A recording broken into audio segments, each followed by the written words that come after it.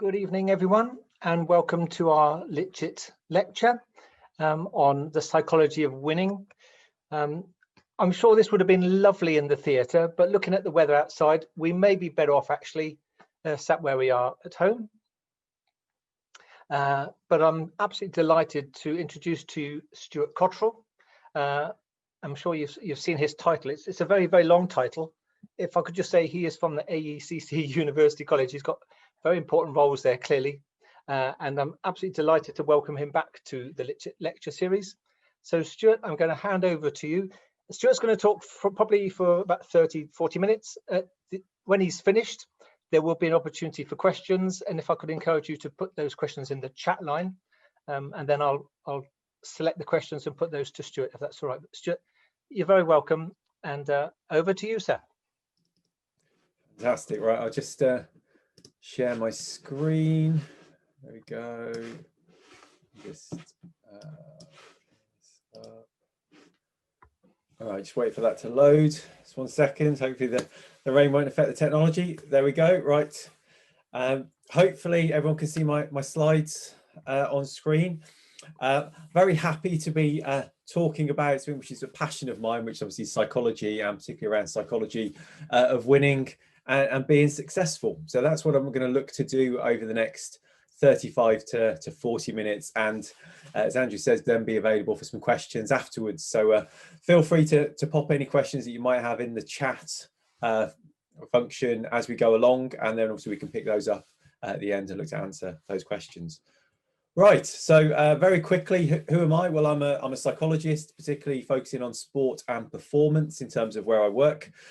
I also do research in that area as well, and find that my research informs what I do as a consultant, and also my consultancy work generates questions that then drives my research, so that works quite nicely.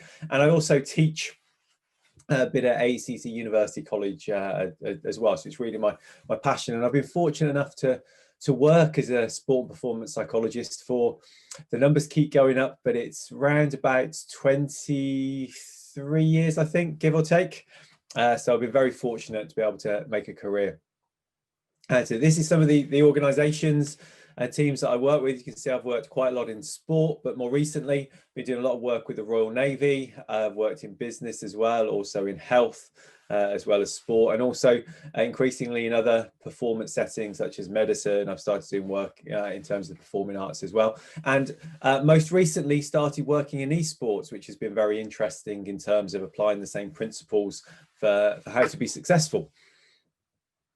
And I've also published a few books as well. I'm not going to make you read any of them, so just because they're pretty pictures and they look nice on a slide, so that's why we've got those on there. Right, so on to the thing that we're actually going to focus on, which is the psychology of winning.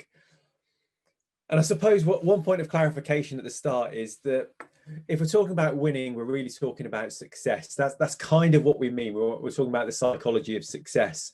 And if we're talking about success, then it's important because success is what you want it to be. And I know that's an easy thing to say, but it really is true. Winning can be something slightly different, but being successful doesn't have to be the same thing. You could not win and be successful. So if we can think about what success means to us, then we can start looking at how we can be successful. And that success might well be winning, but you don't always want to kind of hang your hat of success on the coat hook of winning, because there's sometimes reasons why that's not going to happen. So understanding what being successful means is really important. And I try to get this across to my two children. I'm not sure if they listen, that actually what I want them to have in life is to ultimately do something that they enjoy, that they're passionate about, that they're really going to enjoy. Now, that doesn't mean they have to earn lots of money doing it. It'd be nice. But if they can find something which they're going to enjoy, to me, that is success, without necessarily being the best at something. So if they're the best at something as well, that's nice as well. But understanding what success is really important. So the first step on this this road to winning is firstly to determine what success is for you and what success means. Because straight away, if you can define it, you've got some control over it. So understanding what success is for you, whether that's how many GCSEs or A levels you get, whether it's the karate belt that you achieve, whether it's the grade of musical performance that you achieve. What is success going to look like for you? And then when we know that, we can start thinking about what you need in order to be able to get there. So by being able to clarify what we mean by success, it helps us to be successful and to win whatever winning looks like. Because once we've got something to aim for, we've got a good goal, we've got a good target, then we can start thinking about how to get there. And actually, you have to do the hard work, but I think the easy bit is thinking about how you achieve it. The hard bit is really clarifying what is it that you want to achieve specifically, and then you can start looking at how you're going to get there. So once we're starting to look at how we're going to be successful, then we really are thinking about psychological performance. And the reason why there's this random set of pictures on the screen is that the psychology that underpins all of these things in terms of being successful at these things is very, very similar. The way the brain works, the way that it copes with the challenges that we put in front of it is very, very similar. So actually there's lots of lessons that we can apply across the board, and there are things that we can learn from different areas where we might want to be successful, which kind of helps us in terms of what we might look at in order to help us to be successful. So what am I going to cover in the rest of this talk? Well, I've decided to be ambitious and see how much we can get in there. The first three things you might be surprised about, because I'm talking about psychology and psychological performance and success. So the first three things I'm going to touch on are sleep, nutrition, and mental health and well-being. And I'll explain why they are really important in terms of psychological success in a minute. And then we'll come on to what are seen as more traditional areas of psychology. So confidence, your ability to focus, your ability to be motivated, how resilient you are, how good you are at controlling your emotions, and how good you are at making decisions and making the right decisions. And then linked to that, something else that we'll touch on is the idea of how well you cope with the challenges that you face. And finally, touch on this area called skill execution, whatever that is. So that's the aim over the next half an hour to work our way through each of these areas. So you might think, well, you're talking about psychology. Why are you talking about sleep? Well, I can't emphasize strongly enough just how important sleep is across the board. No matter what you do, no matter how you're looking to do it, sleep is of fundamental importance. And performance is starting to catch on to this. Performance sport is really aware. Professional teams, Olympic teams are increasingly aware of how important high quality sleep is and high quality consistent sleep is in order to be able to perform at a high level. Some of the work I do with the Royal Navy, one of the things that we really focus on is the ability to get good quality sleep and get a good volume of sleep, because as well as repairing and restoring you, it gives you the ability to cope more ably with the challenges that you might face on the next day, the next week, next month, etc. Which is why having good quality sleep is really, really important. And I mentioned esports earlier. One of the big challenges they have in esports is the lack of consistency in terms of when they do things. So they end up with not great sleep patterns, which then impacts on their ability to think really effectively when it comes to practicing, or whether it's gaming in tournaments. So sleep is crucial.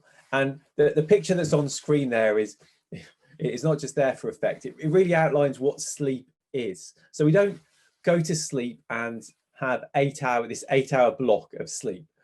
Sleep is actually, in most instances, made up of a good night's sleep is made up of 5 blocks of sleep, ranging between 70 and 90 minutes. And there are different stages that we go through. Stage 1 is quite awake. So that's where rapid eye movement sleep takes place. That's when we dream. So we're almost awake when we're dreaming. Stage 4 is when we're most asleep. And that's when the greatest recovery takes place. So if we can get in place good sleep patterns, then it can help us to be really effective. Adults need between 7 and 9 hours sleep. Children need more sleep than that. And if you struggle with sleep, the body likes to have routine. So if you start training your body to go to sleep at a certain time, or have a bedtime routine. So I know you go to bed, you read for half an hour, then you try to go to sleep. Very quickly, you'll get good at going to sleep and good at waking up. And what's nice is when you get a good amount of sleep in, you start waking up automatically rather than having to be woken up by an alarm. And I'm sure there are lots of people out there who may have even this morning been woken up by an alarm, and you just don't feel as great as when you wake up naturally. So if you don't sleep particularly well, it's probably the single biggest thing that you can change, which will massively improve how well you perform psychologically, how well you can concentrate, focus, control your emotions. You can think clearly, the ability to make decisions, problem solving. There's so many things that are improved by good quality sleep. So tip one, go and get some good sleep. So the second thing is nutrition. That's a nice picturesque slide there with lots of different colors. Lots of colors on your plate are seen as good. And having good quality nutrition and liquid intake is also really important if you're going to give your brain the opportunity to be successful.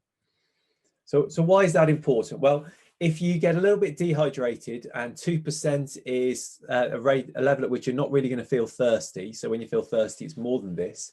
Just a slight decrease in how hydrated you are impacts on your ability to make decisions, your ability to focus. It influences your ability to recall things from your memory as well. So this is just by not drinking enough water in the day, reduces your mental performance. So you could be reducing your ability to work effectively or think clearly. And now if you're doing something that requires you to think, to make decisions, to focus, to be able to recall other things, you're limiting your performance. So if this was sitting an exam, if this is playing in the final of a chess tournament, if it's playing golf, whatever it is, if you don't stay hydrated, you're reducing your ability to perform to your potential. And one of the paradoxical things around this is you don't notice that you're suffering because you just live what you're experiencing at a given moment in time. So you don't feel the effects per se, and you don't have this alternative you that you can look at and think, wow, that's what I should be like. We just don't know that. But if you make the changes, then you start to feel the difference. What you eat and when you eat is important. We have a natural tendency, I was talking about sleep before, to get more tired after lunch. So if you have a big lunch with lots of carbohydrate and fat, it's going to increase how tired and lethargic you feel. So thinking about what you eat and when you eat it is important. That also helps in terms of your daily routine and when you're looking to go to sleep as well. So there's research that suggests that you shouldn't be consuming caffeine too late into the afternoon because it impacts on your ability to go to sleep later in the evening. Sugar and caffeine, having too much of them, or refined sugar and caffeine, isn't great for consistent mental functioning and mood state. Caffeine can be great as a pick-me-up, as a stimulant, but you have to be aware of the fact that it's only masking the fact that you're tired. And when it runs out, all of a sudden that fatigue will wash over you. So it can be really useful in the short term. And there are reasons why you might do it, but recognize there's going to be a cost. Also, having a balanced diet is really, really important. All the vitamins and minerals that people talk about as part of a balanced diet, they all do a job in the body and particularly in the brain.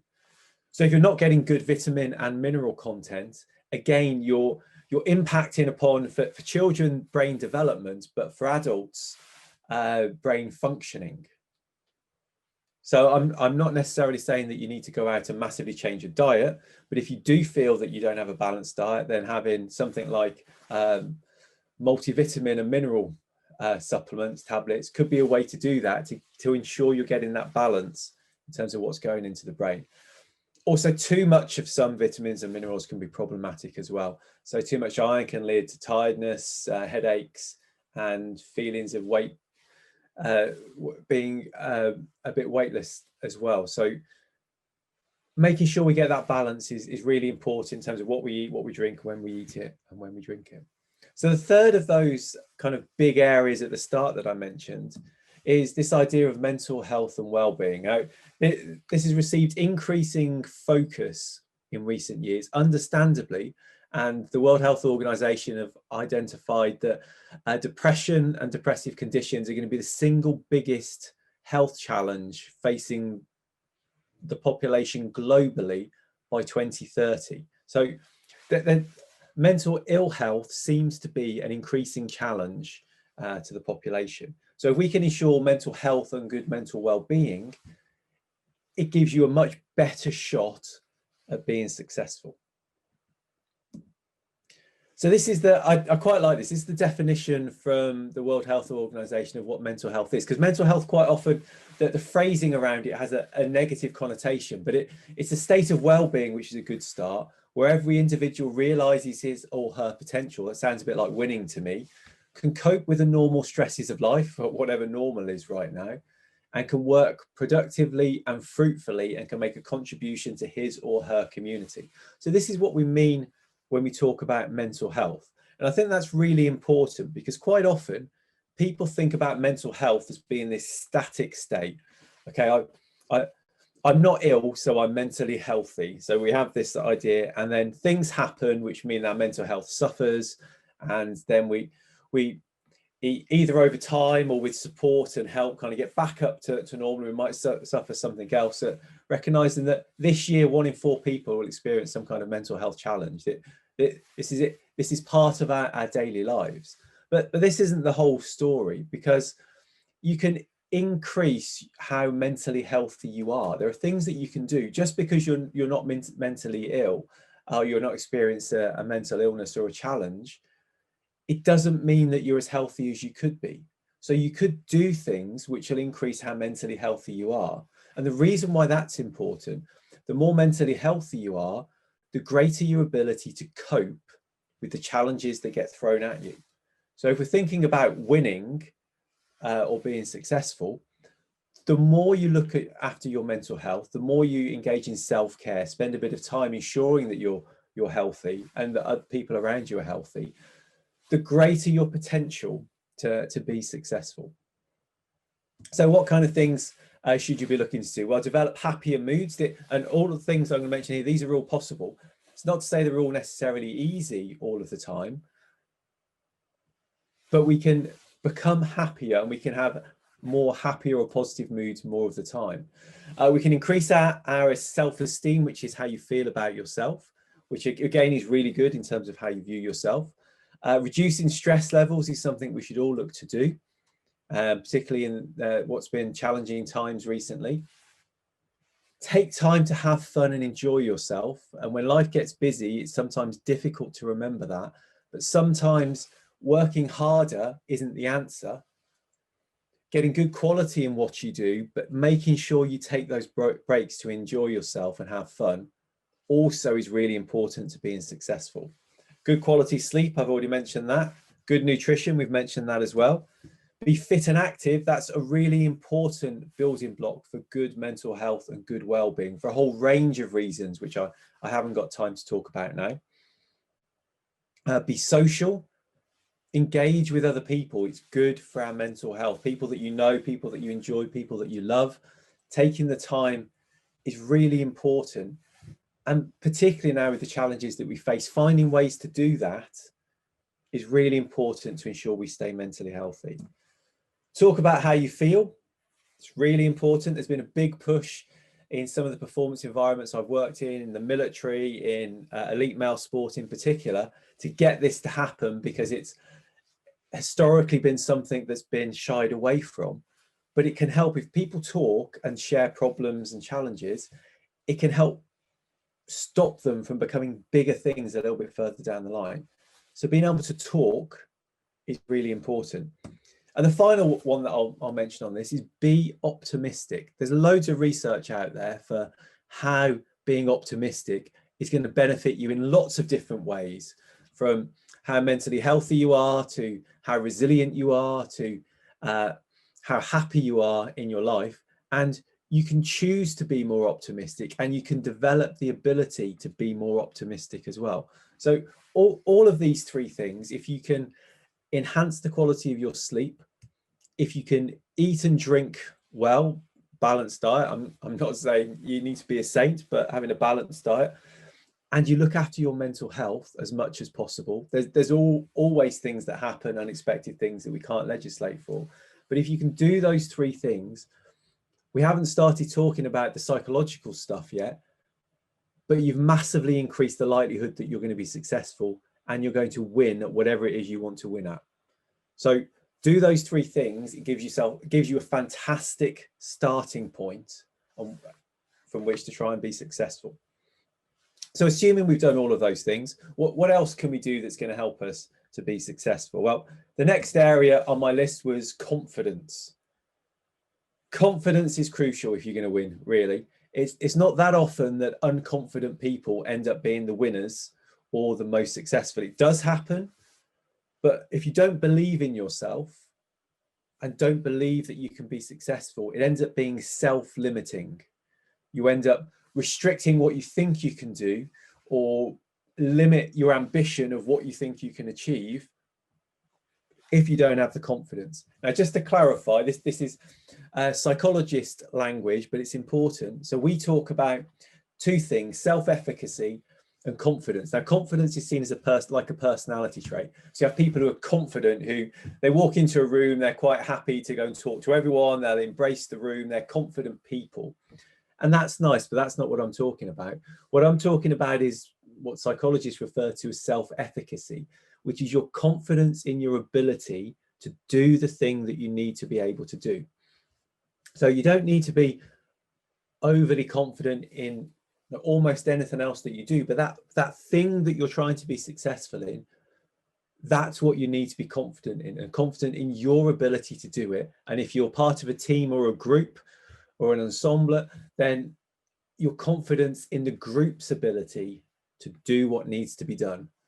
That's what we're looking for.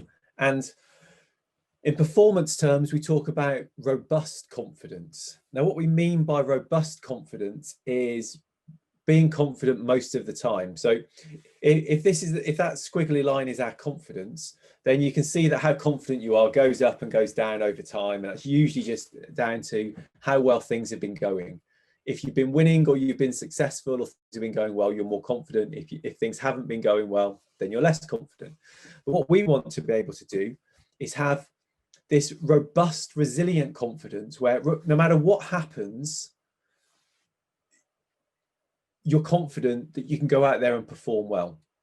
That whatever the situation, whatever the task, whatever you need to do, you're confident in your ability to do that. Now, there's lots of great research around confidence in psychology, which has outlined where your confidence comes from. So by knowing that, we can help people to be more confident more of the time. So lots of us get confidence from experience or form if you're a sports person, and that kind of makes sense. If you know things are going well, then you're more likely to be confident. But there are other places that we get our confidence from as well, which enables us to maintain this higher level of confidence. So even if things aren't going well recently, we can still be confident. So watching other people can give us confidence, particularly if you're watching people who you think you're as good as they are and they're being successful, and you think, well, there's no reason why I can't be successful as well. Verbal persuasion can be really effective. So other people telling you that you're good enough. But the caveat there is it only works from people whose opinion you really value. So that might be your parents, although sorry to the parents out there, and me included, sometimes that's not us. And we can say all the right things, but it just doesn't have an effect because we're not seen as a voice of authority in that area. So it could be the coach, the instructor, a teacher, another member of the team, or someone who does the same thing. But knowing the right people is important, because getting the right support from the right people really makes a difference for how confident you feel.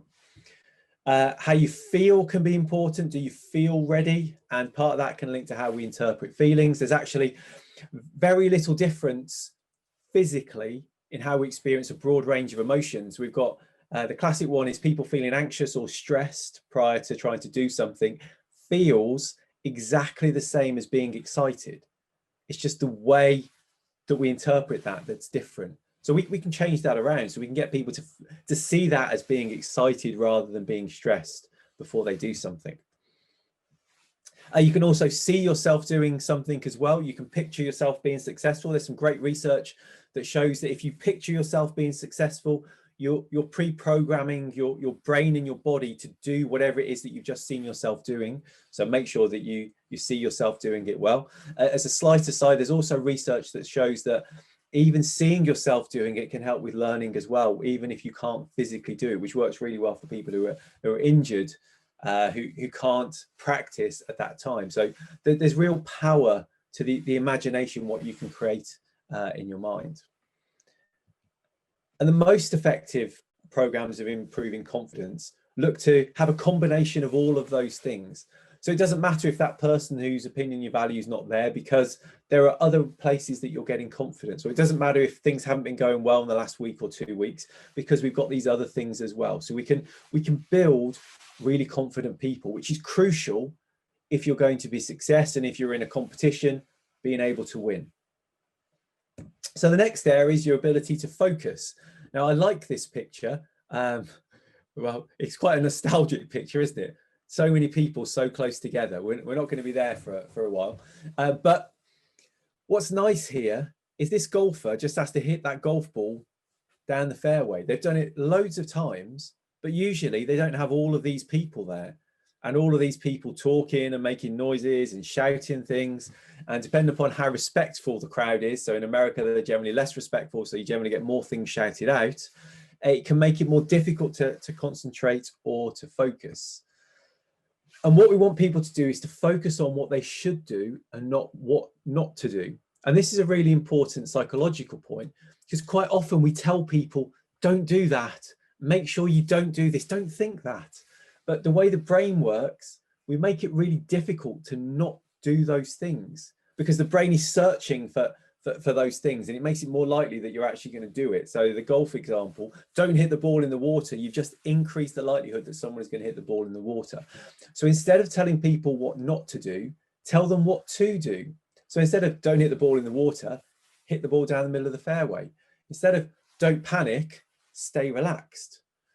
It's just a subtle difference, but it makes a big difference in how able people are to perform. And in terms of focusing, we need to focus on something. You want to give people something to think about, not trying to get them to shut other things out. And these things that can get in the way, these distractions, can be anything that's either external, so noise, stuff that's happening outside of you, but they can also be internal as well. We've all got that little voice in our heads that's always telling us stuff, and sometimes can get really negative. And actually, if you're not in a really positive mood, it can get really negative. And just think, if you had someone stood next to you saying lots of negative things all the time, it really impacts on how well able you were to do the task that you're trying to do. Well, we have that voice inside us. So again, we need to block that out as much as all these external things that are going to happen as well. So the ways that we can do that, there's a broad range of focusing techniques we can use. Pre-performance routines get used a lot, which are things that you do before you do a task. So one example would be, I know, Cristiano Ronaldo taking a free kick, or other footballers or rugby players. They have certain actions that they do: put the ball down, takes two steps back, I know, step to the side. Right here, Cristiano Ronaldo is visualizing, he's seeing what he wants to do. So we were just talking about imagery or visualization a second ago.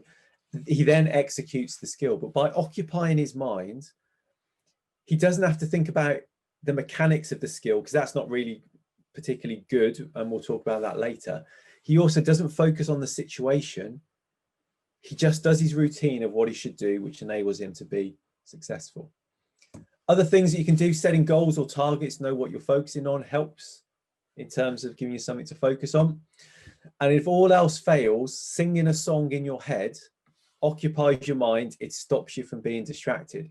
And there are some really high level performers across sport. I've spoken to surgeons, I've spoken to business people with presentations who will sing songs in their head that just helps them to fill that space in the head. It helps them to focus. So we can help you to stay focused on what it is you need to do in order to be successful, which then is going to make it more likely that you're going to win.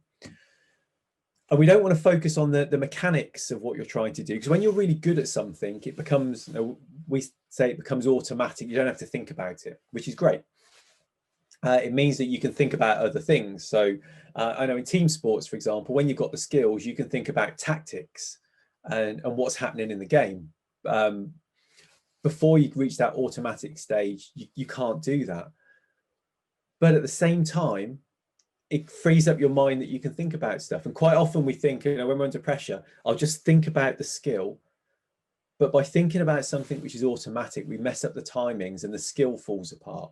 So we need to have something to think about, which isn't, right, I put my left foot in front of my right foot. I need to make contact with the ball in this point, because the whole performance of the skill will fall apart as well. And we also, in terms of focusing, need to be able to focus on the things that are important and shut out the things that are not important.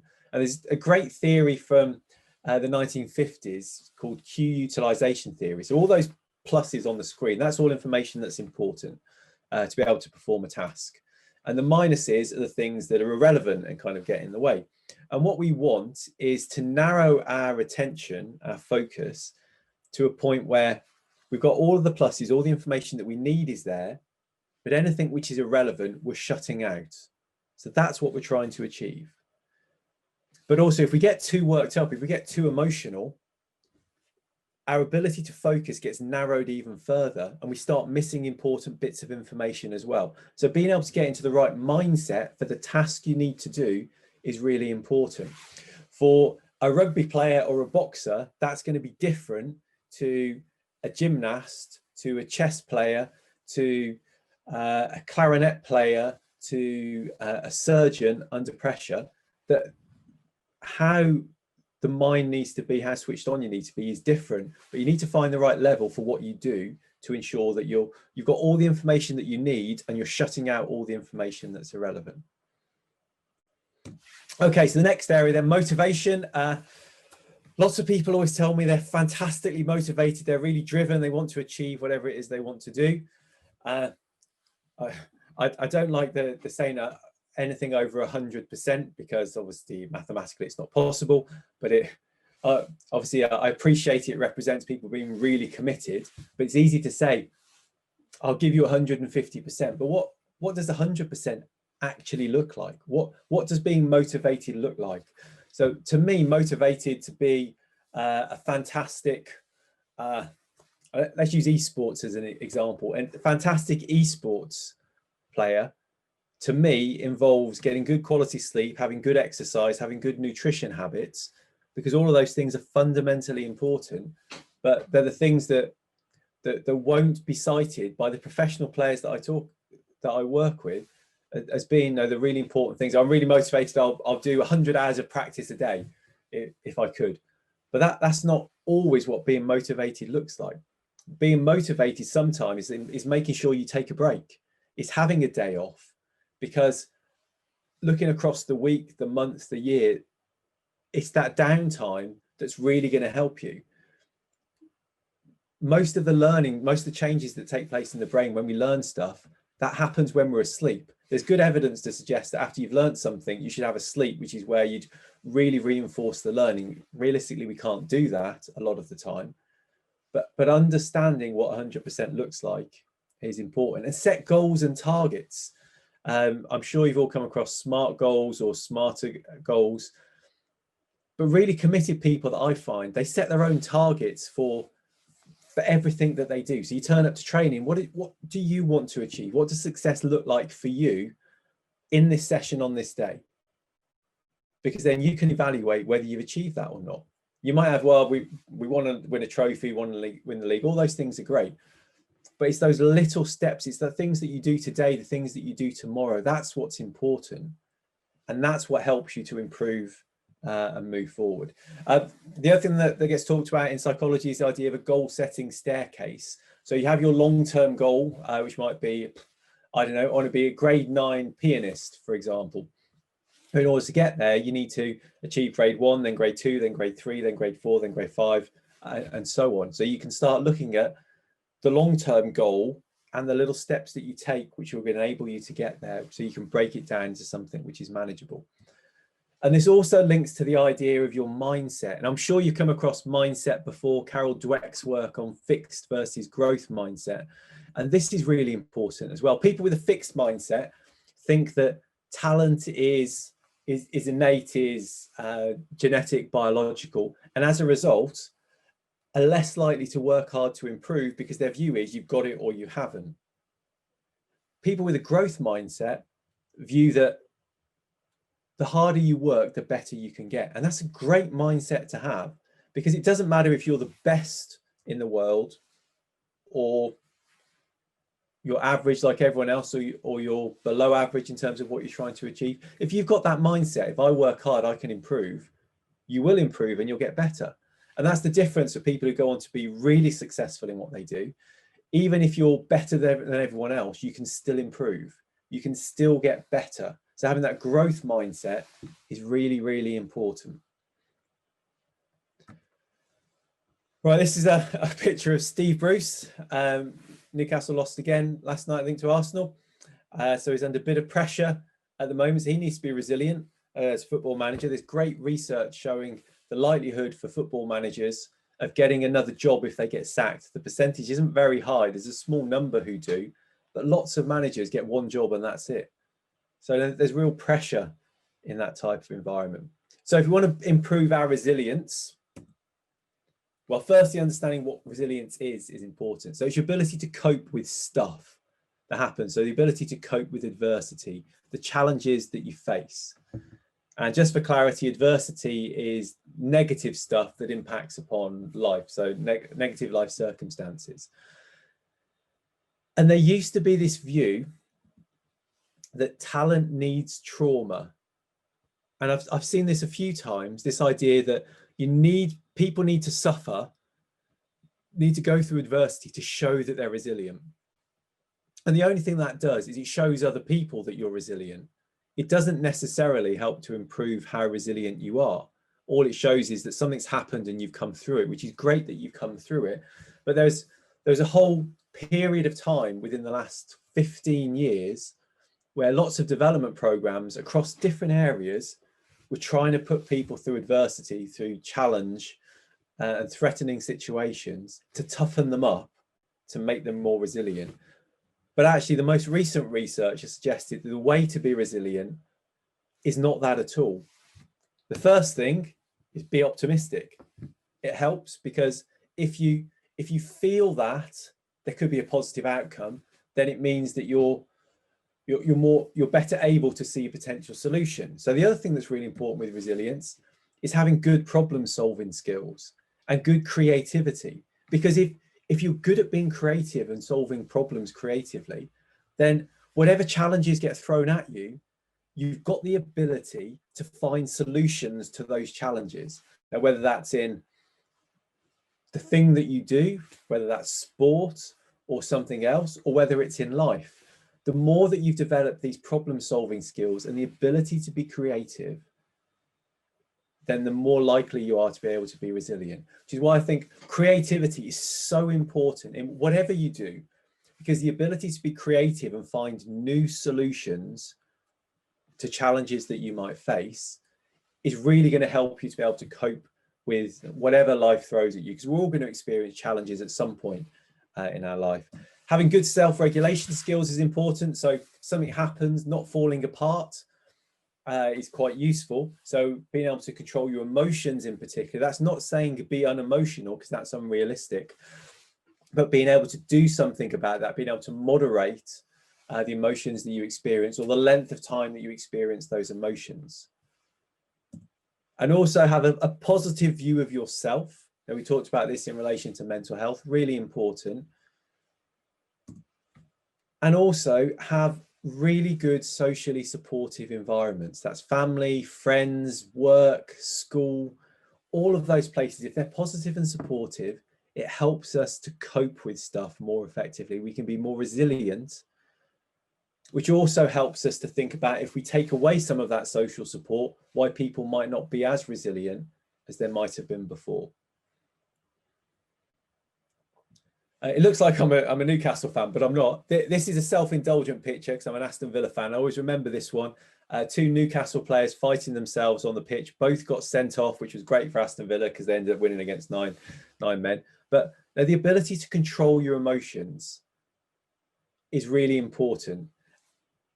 But before you control your emotions, you have to be aware of the emotions you're experiencing. Because when you know that, and then you know what the the triggers are for those emotions, then you can start doing something about it. So if I can feel my face getting flushed, then that usually means I'm starting to get angry. So knowing that, if I pick up on that before I say something stupid that I'm going to regret a little bit later, I can then do something to reduce how angry I'm feeling. And then obviously it helps me, but also helps other people as well. So thinking about the way we respond to emotions is important. We respond to emotions in 3 ways. We get a behavioral response, so we do something. We have a physiological response, which I mentioned earlier, so sweaty palms, butterflies in your stomach, increased heart rate. That's just a response to an emotion. And we have a feeling that goes along with it as well. Now, one of the reasons why we want to be able to control our emotions is emotions are tiring. Even positive emotions, they wear you out.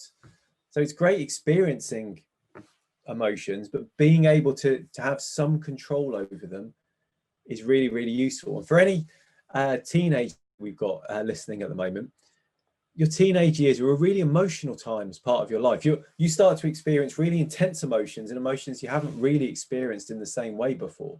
So actually being able to develop the ability to control your emotions or do things to help you to reduce how emotional you are, really good skills for life that are going to help you to be successful. Being emotional impacts on your decision making. There's a few people who are good at making what's called hot decisions. So you make a decision when you're emotional. Most of us, that's not the case. We can't do that very well. So how do we cope with our emotions? Well, we can change the way we think about what's making us emotional. That's one thing we can do. You can try and hide the emotions, but that's not that effective. And there's lots of research showing how that can be damaging to you in the longer term. So trying to positively change the trigger for some emotions can help. Or there are techniques that we can use to reduce how emotional we become, breathing exercises, relaxation exercises, etc. And I would also encourage people to consider the impact of your emotional responses. So what happens when you get emotional, and is that a positive thing? And if not, then you can look to do something about it. But by being less emotional, it helps us to stay focused, make good decisions, to concentrate, which helps us to perform effectively. A couple more things I'll touch on quickly just before we finish. Decision making is important for performance. 2 bits really. Selecting the right thing to do, but then being able to do it is really important. I've seen in lots of environments, and it's fine when you're teaching people that this is what you should do and you weren't quite successful, that's fine. But when you're trying to perform, when you're trying to win, if you don't make the right decision, then performance fails. If you make the right decision, but you can't execute it, then you can question whether that's the right decision or not. So understanding your own capability is important, to do the things that you know that you can do, to use the skills that you know you've got, and to be realistic in terms of what success can look like is really important. And if you understand the factors that influence your ability to make decisions, that can be really effective. And you can also fast track the process of accumulating experience as well by talking to other experienced people, which will help you to make better informed decisions. See, there are lots of parents out there who'll be telling their sons and daughters that I've been telling you that for years, just listen to me, I'm very wise. Admittedly, some of us are not necessarily as wise as we think we are, but talking to people who have experience can help us to shortcut that decision-making process and make better decisions quicker. So the final main thing that I just want to touch on quickly is the idea of pressure or psychological pressure, because coping with pressure is really important if you're going to win or you're going to be successful. So I suppose the first thing to say is that there is no such thing as actual pressure. Any pressure that you experience is really in your head. So it's perceived psychological pressure, either based on the expectations you put on yourself or the expectations that other people put onto you, or you think of the expectations that other people have. So there are 2 things that we can do about that. One, you can develop coping strategies to cope with pressure, and that's easy, we can do that. Or we can change the way you view a situation. So if you get into that big event, that big final, that big performance, the opening night, when you're feeling that pressure, if we can change it from being scary to being exciting, from being scary to being fun, all of a sudden the pressure disappears. Sometimes reminding people that this is why you do it. This is what you want to do. You want to perform, you want to be out there. And we can help to change that focus to embrace it rather than to be scared of it. And very simply, if the stress or pressure that you experience is balanced by your ability to cope, then you cope fine. And that's kind of the model that we're looking for, which obviously then makes sense that if our ability to cope is less than the pressure, then we don't cope particularly well. And that could be because the amount of pressure has increased or our ability to cope has decreased. This could be based on a couple of bad nights sleep. All of a sudden, we can't cope in the way that we would before. So this is where these things become really important. Similarly, this is where how mentally healthy you are becomes important as well, because how well you cope with stress and pressure is underpinned by your general mental health and well-being. So the more we look after ourselves and look after each other, the better able we are to cope with the challenges we face, and we're more likely to be successful. And obviously, if those things aren't right, then we don't cope. So the final thing that I want to say, just before I stop talking, is this idea of skill execution. So in order to be successful, we need to do something. And here I'm always astounded by musicians and their technical ability to execute skills. It's amazing. It's unsurpassed sometimes.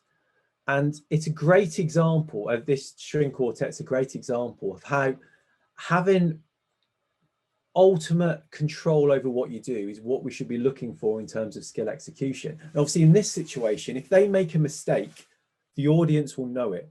They will be able to hear that mistake. So there isn't much flexibility there in terms of your ability to make mistakes. For someone like a footballer taking a penalty, you've got more flexibility. But the reason why I've shown this is quite often people overestimate how good their skills are. So in this situation, this footballer should be able to score this penalty 10 out of 10 times, put the ball in the top corner, and the goalkeeper hasn't got a chance.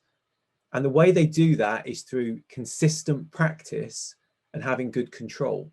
But because we overestimate how good we are at our skills, the reality of what we can do is different to what we think we can do. So going back to that idea of decision making, knowing the right thing to do, so putting the ball in the top corner, tick, we know that, but having the skills to do it, you might not necessarily have them, which then changes what is the right decision. So always pay attention to the skills that you need to be able to be successful in the thing that you're going to do. We can help in the psychology to give you the tools to then be as successful as you need to be if you've given yourself the basic building blocks. So that could be, have you done all of the revision that you need to sit the exam? Have you done the practice for your clarinet? Have you done the ball skills for rugby? Those things will determine how successful you are. The psychology will help you to get there. But it's very rare that people who don't have the skills end up being the ones who are most successful. Right, that is a shade over 45 minutes. I will stop there. Thank you all very much for listening. And yeah, if anyone has got any questions, then feel free to put them in the chat. All right, I'll just stop sharing.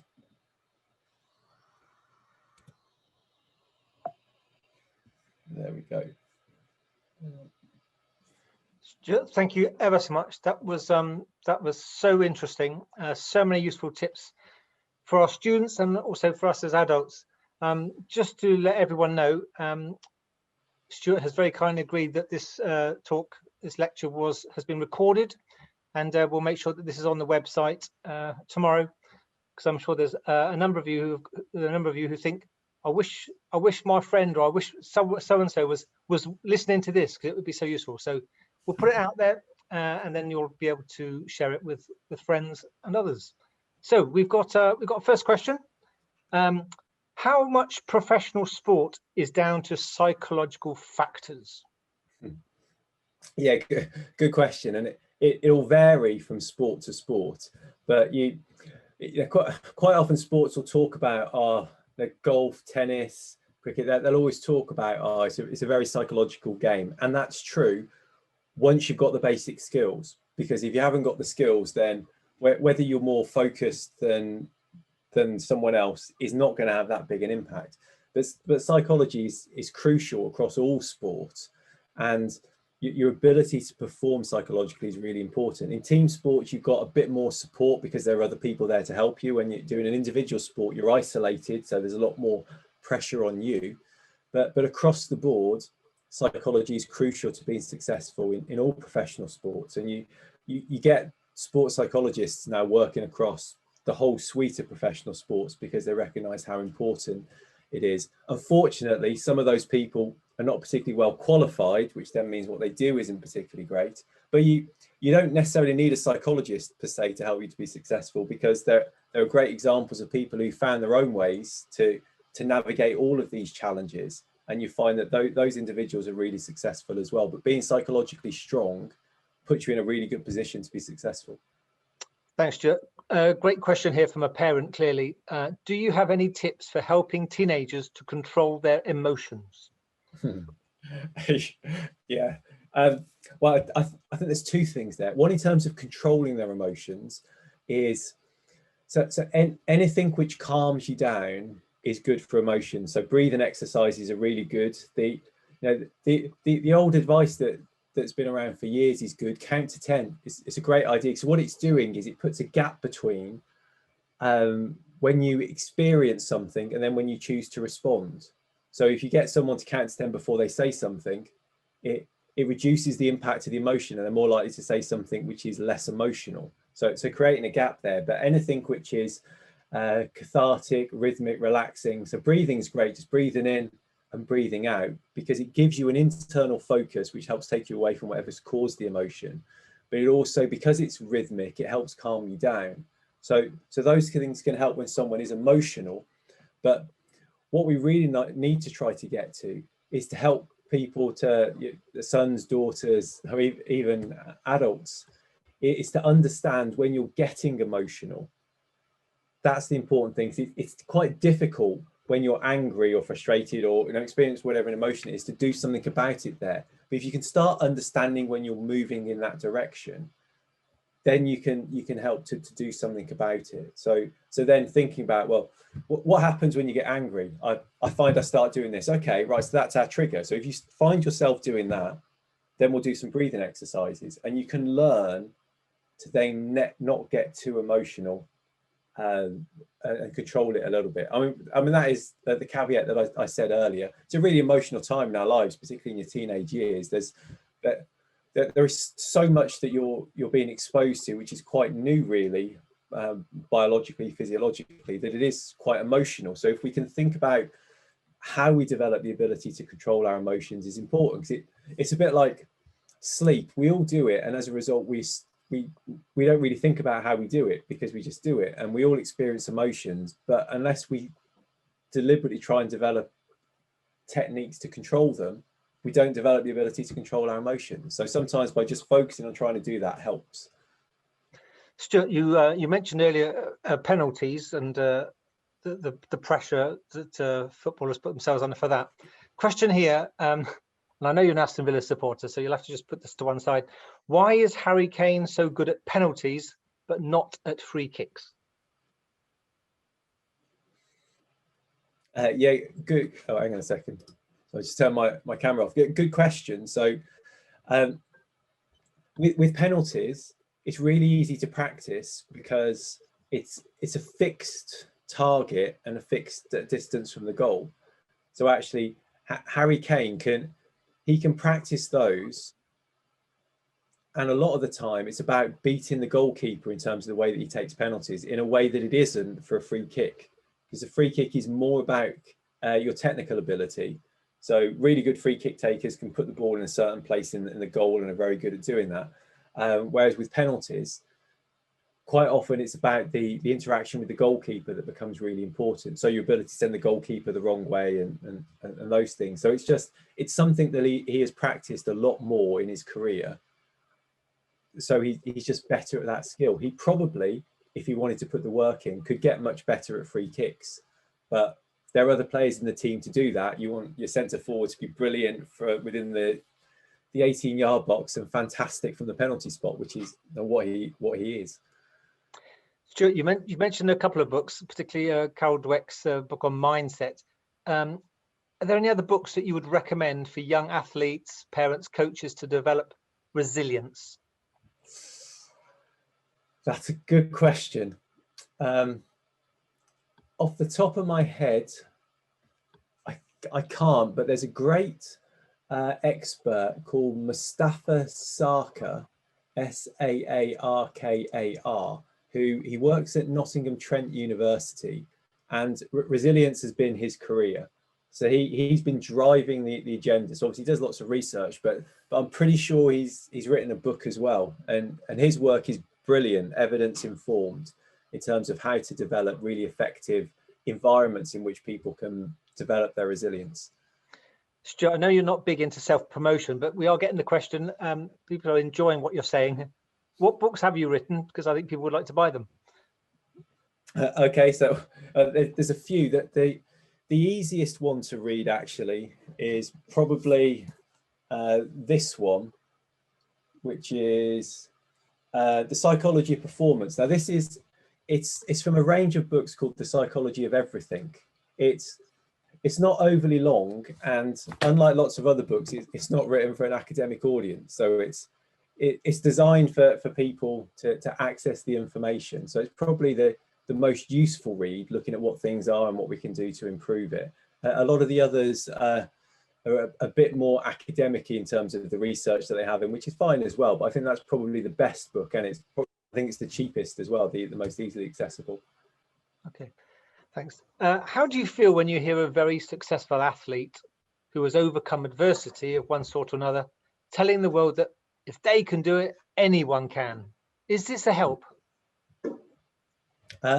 Well, I think there's two things there. I think the general message that you can achieve anything within limits, I think is a good message. I think we self-limit far too much, and I think people can generally be far more ambitious. There are lots of barriers that might ultimately end up being in the way, but setting your targets high, I think is good, recognizing that you have to then work hard to be able to get there. So I think that general message is fine. I think the idea of I've achieved it so other people can, I think is unhelpful, in the sense that we all have our own individual stories. So you can't really compare people in that way, because actually someone else could experience exactly the same thing and respond in a completely different way. So I think understanding, if you're saying that I've been able to achieve my dreams by overcoming these challenges and continuing to work towards my goals, is a really strong message. If you have a child with ADHD, the ability to control emotions and concentrate are so important and yet so difficult to achieve. Is there anything that you would recommend in order to be successful here? Yeah, physical activities. There's some brilliant research that shows how having more physical activity in the day for pupils with ADHD helps them to focus and perform better at school. So they allowing them to channel some of that additional energy helps them in terms of being able to do other things. And obviously that's a challenge for schools, because individualizing in that way is really difficult. But I think as parents, recognizing that being able to deliberately put more exercise and activity in the day means that you get better quality out of those other times in terms of other types of activities. Lovely. Okay, I'm just going to give it another couple of seconds in case there's a final question. Oh, yes, here it comes. Mustafa Sarkar, Sport and the Brain, on Kindle. It's extremely expensive. Okay. We'll have to find an alternative to that. Thanks for that one, Sally. Any other final comments, questions? Stuart, it's been a really, really interesting talk. And again, thank you ever so much for allowing us to record this, because I know people would like to pass this on or watch it again. Oh, one more question. Do you have any techniques to help preventing a loss, mistake, failure from negatively affecting your performance after that occurrence?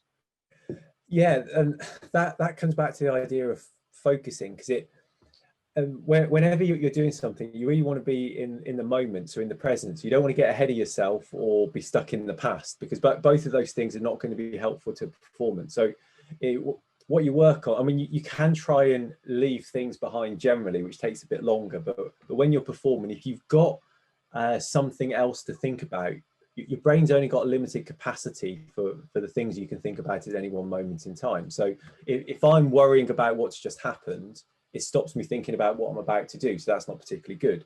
But in the same way, if I've got a deliberate focus for what I'm doing, one example of that is professional golfers and their caddies.